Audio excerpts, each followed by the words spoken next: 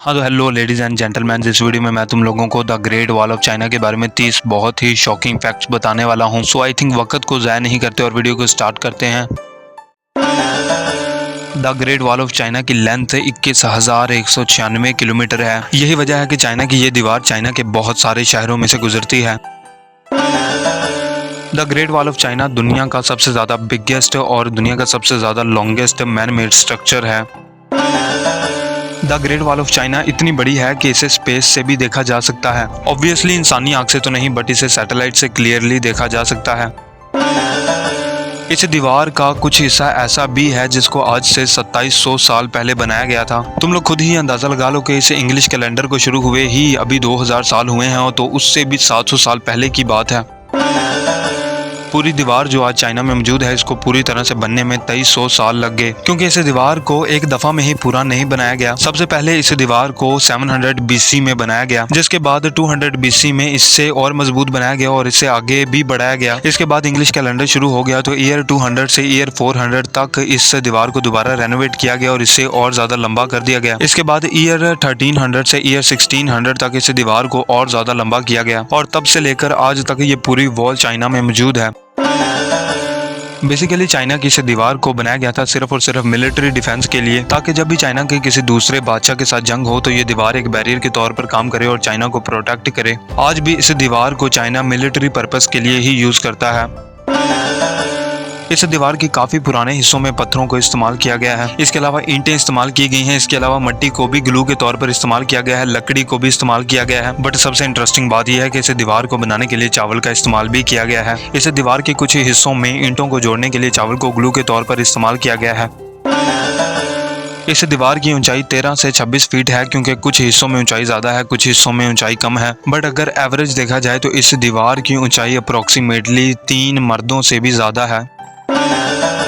इस पूरी दीवार पर 2000 से भी ज्यादा वॉच टावर्स हैं। वॉच टावर्स मतलब इस तरह की इमारत। इन वॉच टावर्स को पूरी दीवार पर जगह जगह पर बनाया गया है। बट आखिर क्यों? इन वॉच टावर्स को सिर्फ इसलिए बनाया गया था ताकि इनमें सिपाही बैठें और दुश्मन पर नजर रख सकें। इसके अलावा इन वॉच टावर्स में सिपाहियों के खाने का सामान और काफी सारा बारूद रखा जाता था। इनफैक्ट आज भी रखा जाता है।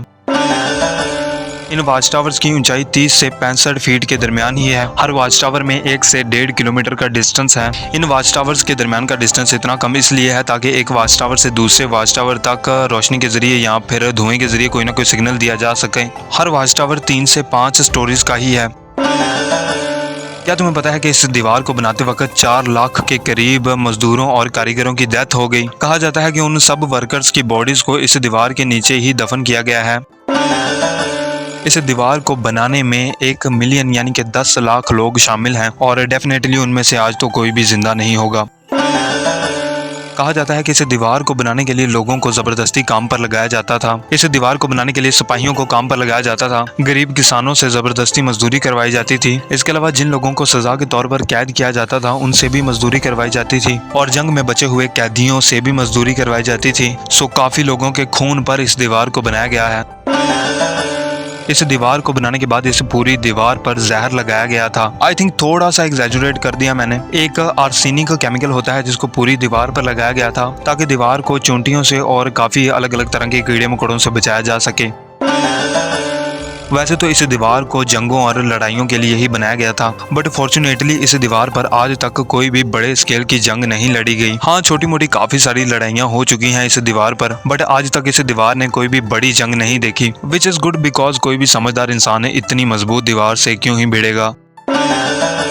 अगर आज के दौर की करेंसी में the great wall of China की टोटल कॉस्ट का अंदाजा लगाया जाए तो इसकी कॉस्ट अप्रोक्सीमेटली $150 बिलियन के करीब बनती है, और इस तरह से ये इस दुनिया पर मौजूद मोस्ट एक्सपेंसिव स्ट्रक्चर बन जाता है जिसको इंसानों ने बनाया है। इस दीवार से ज्यादा एक्सपेंसिव सिर्फ एक चीज है, और वो है इंटरनेशनल स्पेस स्टेशन, जिसकी कॉस्ट $1.3 ट्रिलियन है। दूसरे नंबर पर the great wall of China, और उसके बाद बाकी सब आते हैं। इस दीवार के बारे में एक बहुत ही मशहूर पुरानी कहानी है मैंग नाम की औरत की, जिसके हस्बैंड की इस दीवार को बनाते वक्त डेथ हो जाती है और उसे इस दीवार के नीचे ही दफना दिया जाता है। जब मैंग को उसके हस्बैंड की डेथ के बारे में पता चलता है तो वो इस दीवार पर आकर इतनी जोर जोर से रोती है कि दीवार ही गिर जाती है और नीचे से उसके हस्बैंड की हड्डियां निकल आती हैं। ये कहानी सच है या फिर सिर्फ एक अफवाह, कोई नहीं जानता। ये दीवार इतनी बड़ी है कि ये चाइना के 15 सूबों और म्यूनिसिपैलिटीज में से गुजरती है, जबकि चाइना में सिर्फ 23 सूबे ही हैं। इस दीवार के सिर्फ कुछ हिस्से ही हैं जिनको टूरिस्ट विजिट कर सकते हैं, जिसके लिए एक टिकट खरीदनी पड़ती है। इस दीवार का सबसे ज्यादा विजिटिंग सेक्शन वही है जो कि बीजिंग शहर के आसपास है, जो कि चाइना का कैपिटल भी है।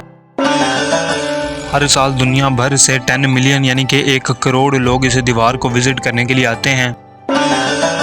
आज इस दीवार का जितना भी हिस्सा खड़ा है, इसमें से 40% वही है जिसको 1300 से 1600 में बनाया गया था, जो कि तकरीबन 600 साल पुराना है। इस दीवार के काफ़ी सारे पुराने हिस्से गिर भी चुके हैं।